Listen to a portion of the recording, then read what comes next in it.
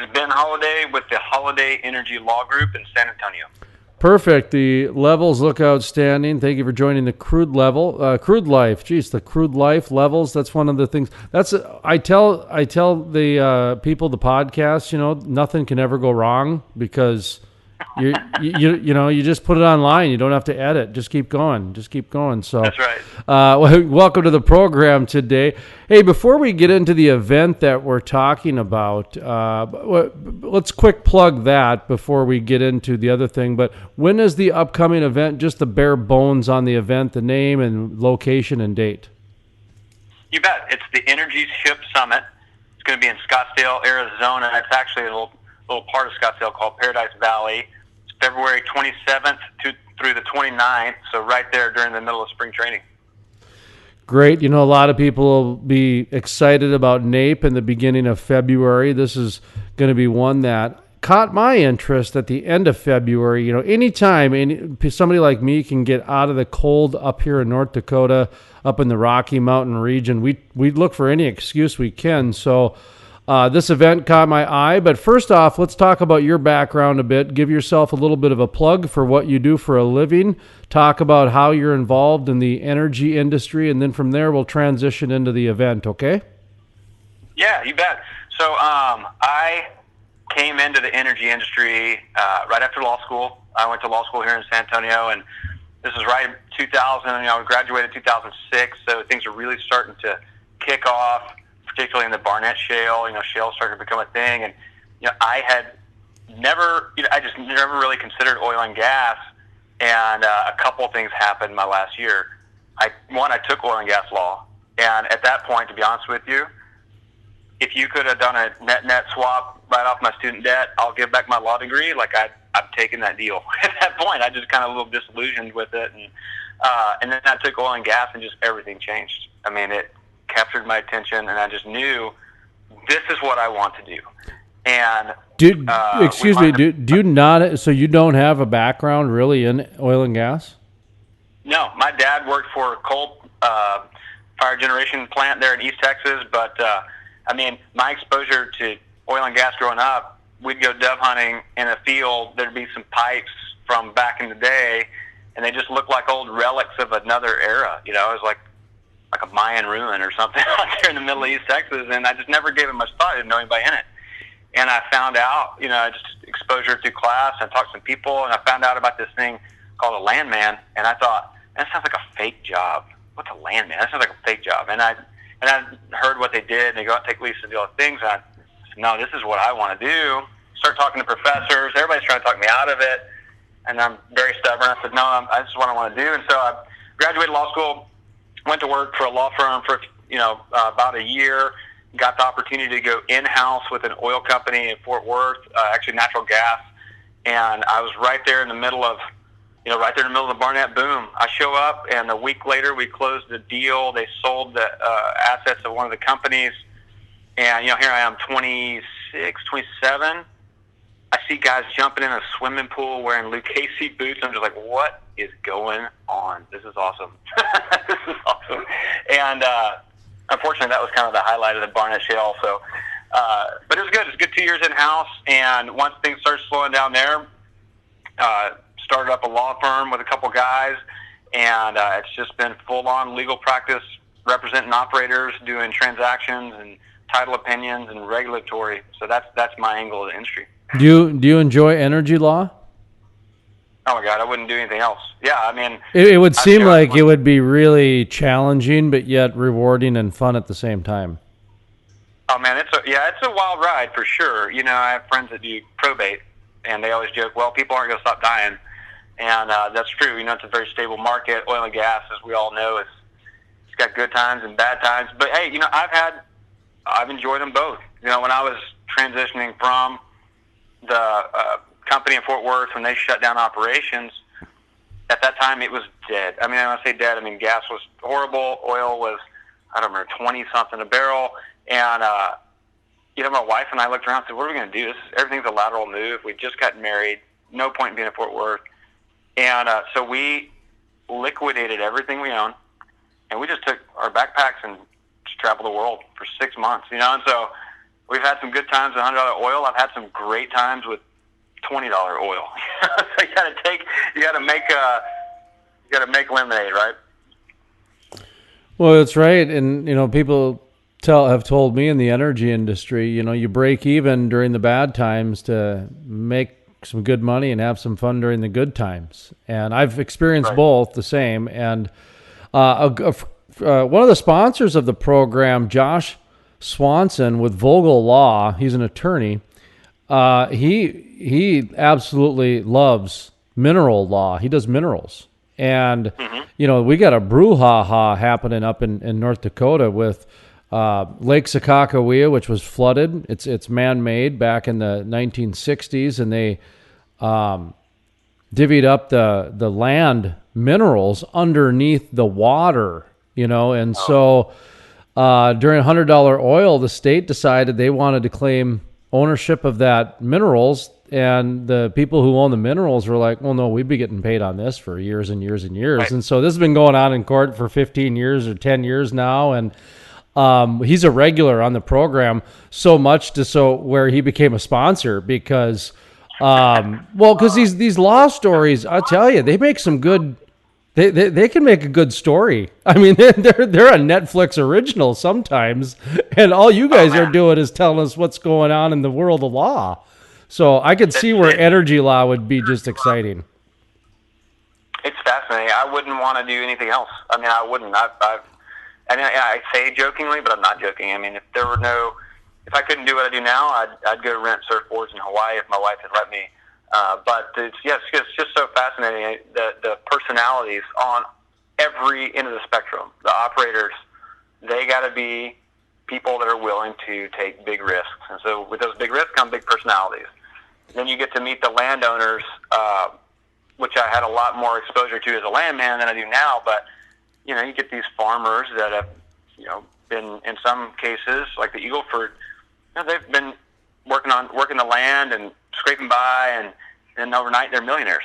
And so that comes with a whole set of challenges from a personality standpoint. It makes life really interesting. And you could write a book of funny stories that we hear about landowners and trying to track them down. Okay, Ben Holliday Energy Law Group. We're going to be talking about the Energyship Summit coming up February 27th through the 29th, Scottsdale, Arizona, in just a moment. But I wanted to ask you, because whenever I get a landman on now, I'm asking them for a very basic, like you're at a cocktail party, you're at a holiday party, whatever, the kids' soccer game, and, you're talking to somebody about what you do for a living, having small talk, and then you say, well, I'm a landman. And then I know if I was in the shoes of the person, the first thing that would come out of my mouth is, well, what's a landman? And right. It is one of the most complex things to try to explain to somebody, but yet it's got to be one of the most simple things too, to where it's a landman. So do you have like a quick version or a very simplified version of if somebody asks you what a landman is? Right, yeah. So I'm a reformed landman now. It's a joke I like to tell. But back when I was a landman, I described it as I'm the general contractor for the oil company. We have our drilling company, we have our midstream company, and there's a lot of things that need to come together and be coordinated to get a well drilled. And one of the landman's jobs, outside of the intense, I'm going to say intense, but there's a large portion of it where you're doing landowner relations. You're getting leases, you're making sure everything's okay on that front. You're helping to make sure all the different parts are coordinating with each other, right? So my job is to make sure that the location is being built. I need to make sure all the wells are permitted. I need to make sure all our leases are valid. I need to make sure we have title before the wells get drilled. I need to make sure all that information and any restriction has been communicated to the different actual physical guys, boots on the ground guys that are going out there. And it's much like a general contractor role when you're building a house. You have a bunch of specialists coming together to do plumbing, or you're putting up the roof, but the general contractor is making sure these guys are all doing it in a coordinated fashion, in an efficient fashion. So and babysitting landowners. That's a big part as well, and that's one of the fun parts. And then now in my role as an attorney, what we do and what people think of us as doing is helping oil companies figure out who owns the rocks, who owns the oil, do they have it all leased, are they good to go? But what we really do is we create value for the company by making sure that they can focus on all the myriad tasks I just described without having to worry about title risk. And that's the main thing we solve for right now. So we help people get wells drilled today with the least amount of risk possible. What type of law do you practice? I mean, I know energy law, but like I said, Josh Swanson from Vogel Law, he basically just does minerals. He doesn't really do much else outside. He does other things, but in the world of energy, it seems that minerals are what passes his time. Is there a specific niche or part of the law within energy you do, or is it just general? Absolutely, yeah. No, there's a niche. We are focused heavily on the advising portion. So we don't litigate. I don't go to court. Wouldn't know where to find the courtroom. Wouldn't know. I mean, I have to call somebody to figure out how to file suit. What we do is we work with companies, exploration companies that are going to go drill wells, and they say, hey, we want to drill this well on March 1st. We will review the title from the time it was granted from a sovereign, right? In Texas, where I am, that could be Mexico, it could be the United States, it could be the state of Texas, and we look at title all the way forward to today to make sure that they have secured all the leasehold rights. That's the primary. And then if there's a problem, Grandma Betty died 12 years ago and she didn't have a will, and there's 5 kids all of a sudden signing leases, we help them cure those gaps in title to make sure that they have the rights to operate before they get on the property, so they're not committing mineral trespass, or they're not unintentionally bringing in working interest partners into a deal that they shouldn't. And so there's a lot of different risk factors that we help them mitigate that way. Ben Holliday with Holliday Energy Law Group. Hang on the line for just a second. We're going to take a quick pause because even though it is a podcast, I still have to mention a sponsor or two. So sure. Hang on the line and we'll be back in, I suppose, about 15 or 30 seconds. All right, welcome back to the Crude Life. Ben Holliday, Holliday Energy Law Group is our guest. Energyship Summit happened February 27th through the 29th. Look at that, leap year this year. And well, that means we're having Olympics and a presidential election too. Scottsdale, Arizona, 27th through the 29th, Energyship Summit. Ben Holliday, thank you once again for hanging on and joining us. So let's talk a little bit about this upcoming summit.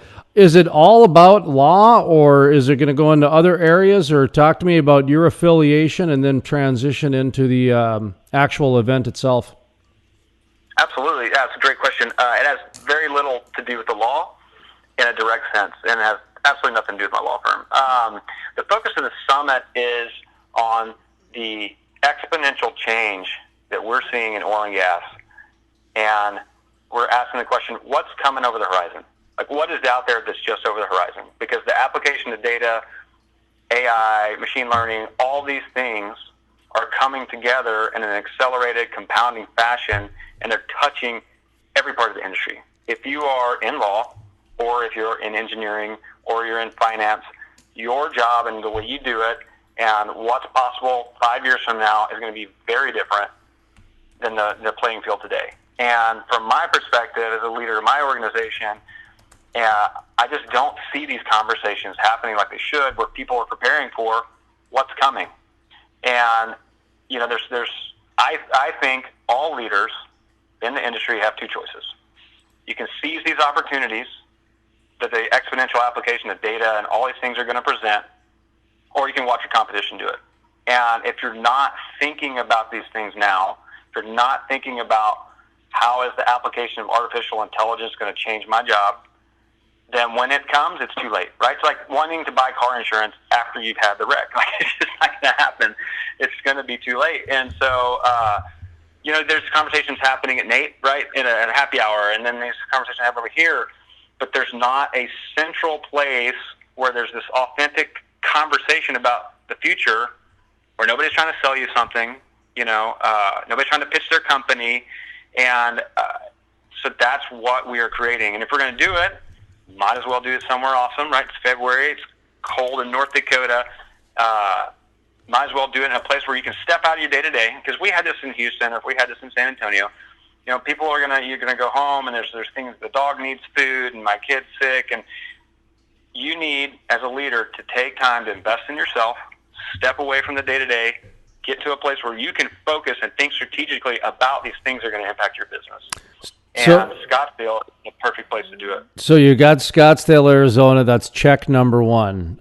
Check number two, it's during the cold time of year. Okay. So you get the people down there. Here's the $1 million question. And this is not to be combative, and this is not to be confrontational. This is to be, I'm looking for the serious answer to this, because the industry has changed quite a bit, and for a lot of the reasons that you just named, and for the reason that you guys are having the summit. The part that I'm trying to figure out is how to get these guys and gals who show up to the conferences to pay attention and really understand that this is a very important time in our industry. And it seems like we're playing a little bit too hard. And it is time that we need to work a little bit hard. That doesn't mean we have to totally work hard, but at the same time, I'll give you the example. I spoke several conferences last summer, and what I was speaking about was the rise of environmentalism. We've been tracking it on our program for over 5 years, and what I said last summer was, we had better listen up, folks, because there are 2 presidential candidates. And now it's more. Back then it was 2, Bernie Sanders and Elizabeth Warren, that are actively talking about banning fossil fuels. Not straws, not trying to figure out a regulation. No, they're actually saying about banning an industry. The Green New Deal, same thing, 10 years. I go, this is some serious rhetoric here. This is like what I used to consider crazy talk. This is all part of the public discourse now.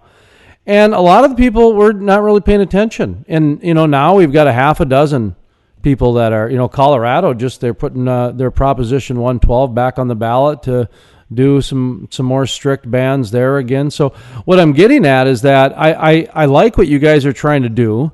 I think it's very important, especially the mission you said, in terms of creating an environment where you can have some, let's strap on the boots and get our hands dirty because it's time to. But my question is, how do we get them to get their hands dirty? Did that rambling make any sense, or did I make you upset? No, absolutely. It's a great question, and I think you're right, and that's right. So Scottsdale's great. It's warm. It's beautiful. Everyone's spouse loves it. It's right during the middle of spring training. It's the best golf in the world. I mean, that's all plus factors for having the event in Scottsdale. How you get people to pay attention is you have, number one, it's got to be an authentic message. If people think, if some of the conferences out there that you can go to, every speaker is there on behalf of their company trying to either sell their company or they're trying to bump their stock price. I mean, I've sat through a lot of conferences. I've never heard anybody come up, give a presentation and say, you know what, our rock is not actually as good as we thought it was going to be. Our internal rate of return is actually less than we forecasted. It's always these, it makes it difficult to parse out the truth of that. So the way I have designed this summit is to look for, who are the biggest people out there doing what they're doing? Who has the most credibility? Who's got the most authenticity? Who's got skins on the wall? And so when you look at data, it doesn't get any bigger than Alan Gilmer. When you look at well spacing, like what does the well spacing environment look like? Schlumberger, and then within Schlumberger, you have the head of North American infill drilling.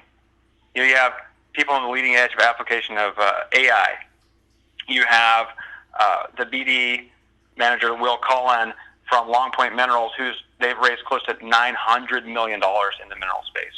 And so I think that's how you get people's attention. And within them, one of the reasons why they've been so enthusiastic and willing to come out and talk is I told them, I was like, this is not your typical conference where I want people to come up there and tell how great Schlumberger is, or I want people to tell how great Long Point is. Even though they're great, people are hungry for your opinion, and they want to know what you think given what you know. And so that's the message we're going to get, and that's how you get people to pay attention. What kind of response are you getting on some of the big data, some of the cloud-based applications, that whole side of things? Are you finding that people are becoming more accepting now, or is there still a little bit of a learning curve? Yeah, I mean, people are, there's the early adopters, and people see this exponential wave coming, and that started 3-4 years ago, right? I think now people have data and application of data in their life, whether they like it or not, and a lot of people are waking up and realizing, sort of like you boil the frog slowly, right? Oh my God, everything I'm doing is driven by data. Everything I'm doing is, this is changing the way I do my work. On the land side, this is how the application data changes things. I bought a drafting desk because we needed big pieces of paper. We needed to look and read instruments. And from the time I bought the drafting desk to the time I actually got it and started using it, everything changed, and now everything's on computer, and now I can search records in North Dakota from my desk in San Antonio. I no longer, no one has to go out there and do it. And that's just a microcosm. Now they have, there's a bunch of really cool companies working on optical character recognition that's going to really change just our little niche of the industry. And no longer are we going to have to sit here and read 1,000 instruments to tell you who owns title.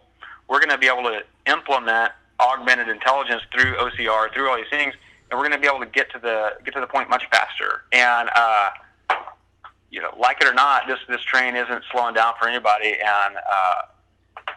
And I think people are really starting to realize that, especially in times like this where the price is low and everyone's seeking competitive advantage. You can't just drill your way out of a problem. You have to both drill good rock and be efficient. And this application of data, people are realizing this creates real competitive advantage. And if I understand it and you don't, I now have an advantage over you. And I think when you go to Scottsdale and you hear these world-class thought leaders, that's the sort of advantage we're creating for people. And then the second part of it, we've brought in a couple speakers on leadership. Say, okay, great, you got all this information.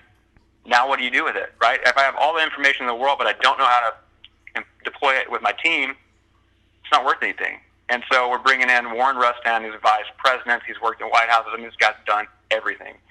He's going to tie that all together for us. And then equally important, right? Everything's changing. You talked about all the government wants in the game from an environmental standpoint, and then you got to also make sure if you're in an exponential environment, what you're doing is so far ahead of what the government can regulate that you got to make sure you're not doing things you're not supposed to, intentionally or unintentionally. And I was able to get Andrew Fastow on the phone. I said, hey, I've heard some of your ethics talks, and I know that you've played a big role in development of ethics over the past few years in legality.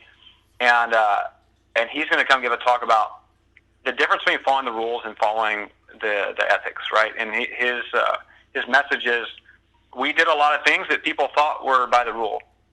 And it turns out we weren't following ethics, and we destroyed so much shareholder value. We destroyed our families. We destroyed our communities. And he's on a mission to help leaders not repeat these same things. Because he said, I keep seeing it, and it's unnecessary. And so we're bringing him out to talk about the ethics of this exponential environment. So, if those guys don't grab your attention, I don't know what will.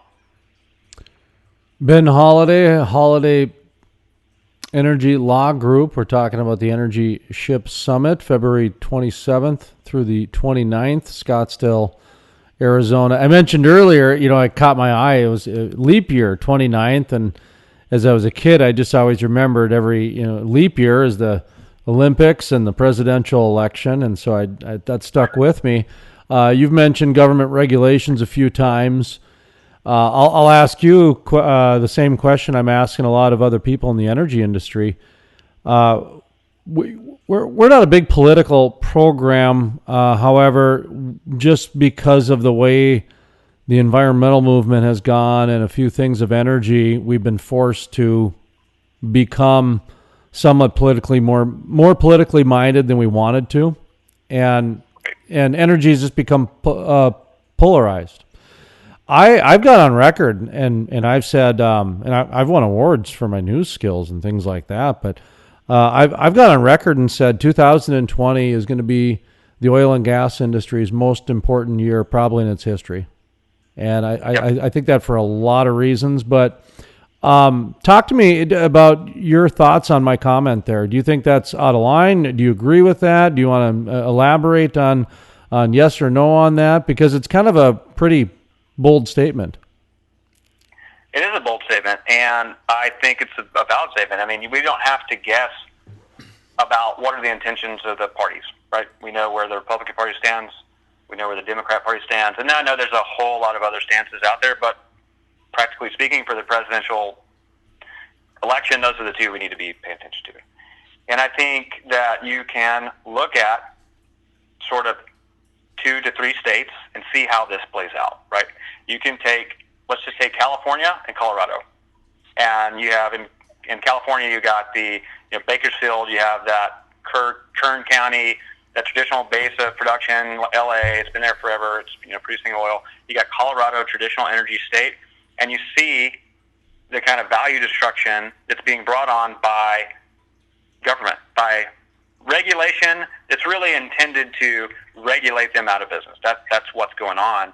And you have a lot of really important opinions out there that are saying now Colorado is basically an uninvestable place for energy. No rational investor is going to put their money there for the long term because we know what the stance of government is going to be. You juxtapose those with what you have going on in Texas. So our regulatory stance in Texas is very pro-operator. It's also very pro-mineral owner. They strike a great balance. They work really hard to get it right for both sides. And the Texas energy industry, I know we've had some struggles as of late, as everybody has, but it's paying for schools, it's paying for roads, it is taking off, and government and industry work together to come to a good solution versus butting heads. And so I think if you look at the two sides, you have one side saying we're basically going to take this California-Colorado model, and you have one side saying we're going to take the Texas model. And I think if you're in the industry, which one do you want?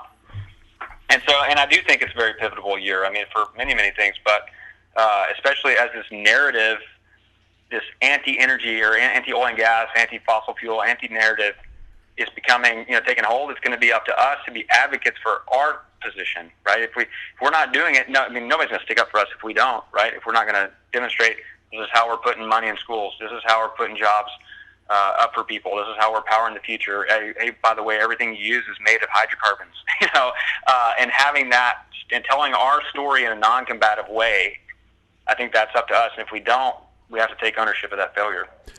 And that's really the message I was trying to give last summer was, through the last 7 years, I've had some pretty high level CEOs on this program, and they've used the word paradigm shift. And these guys don't use that word to exaggerate. I mean, these guys get sued if they exaggerate. So they actually underrate, if that's even a word. So, when I started paying attention to that a little bit, but they would give examples. They'd say the horizontal fracturing or the horizontal drilling with the hydraulic fracturing, the combination cracked the code, and that was a paradigm shift that changed, the workers at the well site. And then we have the integration come in of this big data, and we've got sensors and remote drilling. And, they were serious. When they said paradigm shift, they were serious. And from somebody from the media, I completely understood the internet was a paradigm shift. When you look at newspapers that had monopolies in towns for 100 years, and then the internet comes around, and 10 years later they're declaring bankruptcy, that's a paradigm shift. That is a paradigm shift. I mean, that's something that wipes out or enhances your industry to a new level. And that's what's going on in the oil and gas industry. But then I took a look and said, let's take that paradigm shift even further. Okay, big data has totally changed the human resources department. You talk to anybody who works in accounting or accounts receivables and traffic and logistics, big data has revolutionized that. Okay, let's go out to Landman and let's go out to people in the field. LiDAR and drones, and absolutely that's paradigm shift changed everything. So why not public relations? Why not take a look at the way the energy industry has really approached public relations and engaging and interacting with people? Because to me, that's the one part that they haven't changed at all. And so I say that to you as a conference person because I was giving that message at conferences last summer, and part of the thing I was saying is that when I look around, 90% of you people I see at all the same conferences. So we've got to figure out ways to engage. So it's another challenge to you, I guess, to say, hopefully this interview will get more people that have not been at your event in the past. Do you know what I mean by that? Where we need to get more people involved that have traditionally not been involved. And right. I think a platform like yours is very open to that. I mean, if people can come and just kind of have new topics. I mean, you start talking about some of the topics that you guys have. These are new topics to the industry. Some of these are. Right. These are kind of, there is no easy answer. So. Right. Yeah, I mean, and you again, you nailed it, right? There's a paradigm shift, and for every old line business that tried to do things the same way that went bankrupt, you got an Amazon.